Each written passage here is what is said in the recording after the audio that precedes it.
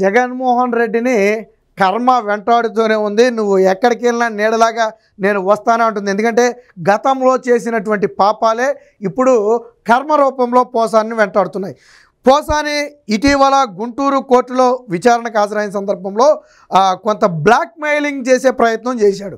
అంటే ఏంటి, సాధారణంగా ఈ బ్లాక్మెయిల్ అనేది మనం ఇతరుల దగ్గర చేస్తే చెల్లుతుంది తప్ప కోర్టుల దగ్గర చేస్తే చెల్లదు.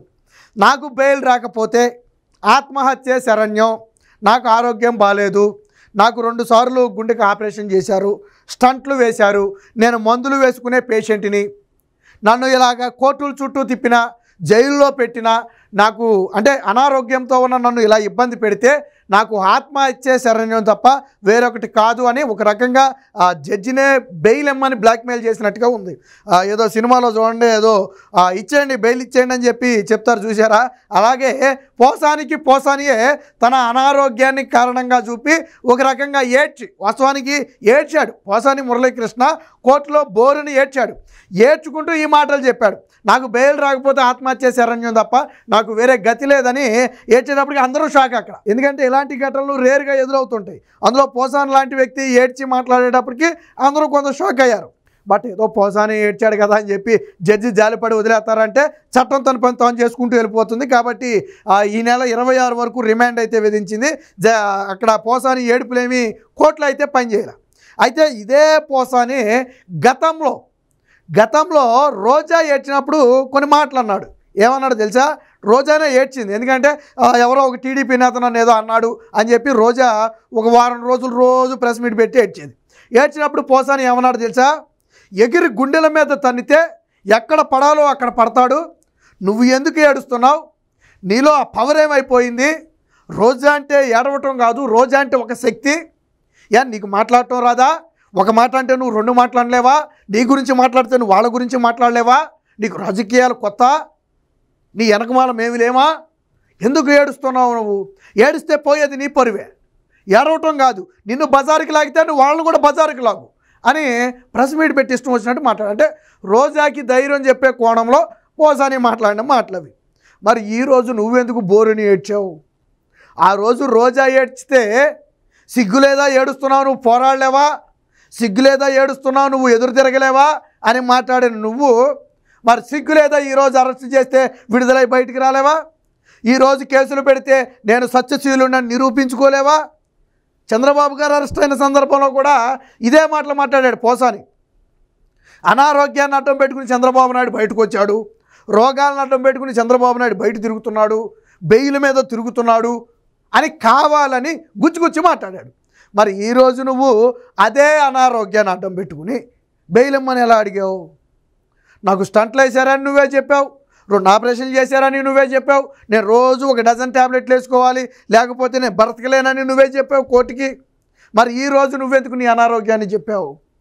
ఆ రోజు 53 రోజులు జైల్లో ఉన్న తర్వాత ఆరోగ్యం బాగోకపోతే స్వయంగా బాగాలేదని చెప్పి ప్రభుత్వం చూపించిన డాక్టర్లే సర్టిఫై చేస్తే కోర్టు ఇచ్చింది. చంద్రబాబు గారు ఏమి నా ఆరోగ్యం బాగాలేదు నాకు బెయిల్ ఇవ్వండి అని ఆయన అడిగేవాడైతే మొదటి రోజే అడుగుతాడు, ఆయన వయసుని అందులో పెట్టి. అడగలేదు కదా ఆయన, 53 రోజులు ఉన్నాడు, కేసును నడవనివ్వండి ఎన్నరికి ఎంతకాలం నడుస్తుందని.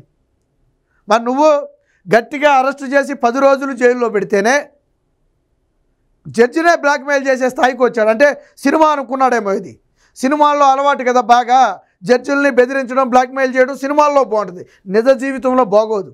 అంటే నువ్వు ఆత్మహత్య చేసుకుంటానంటే నీకు బెయిల్ ఇచ్చేయాలా?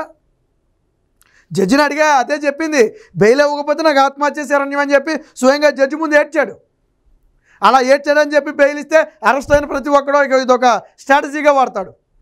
కోర్టు నమ్మలా. వాస్తవానికి పోసానికి ఎందుకు ఇంత ఉద్రేకం వచ్చింది, ఎందుకు ఇంత ఏడ్పు వచ్చిందంటే ముందు రోజు ఏమనుకున్నారంటే అన్నిట్లోనూ హైకోర్టులో ఊరట వచ్చేసింది, ఇక రేపు బెయిల్ ఒక్కటే మిగలటం, కాబట్టి పోసాని బయటికి రావడం దాదాపుగా ఖాయం అని భావిస్తే అప్పుడు BR Naidu, TTD chairman BR Naidu గారి మీద చేసినటువంటి అనుచిత వ్యాఖ్యలకు గాను బాపట్లలో ఒక కేసు నమోదైంది.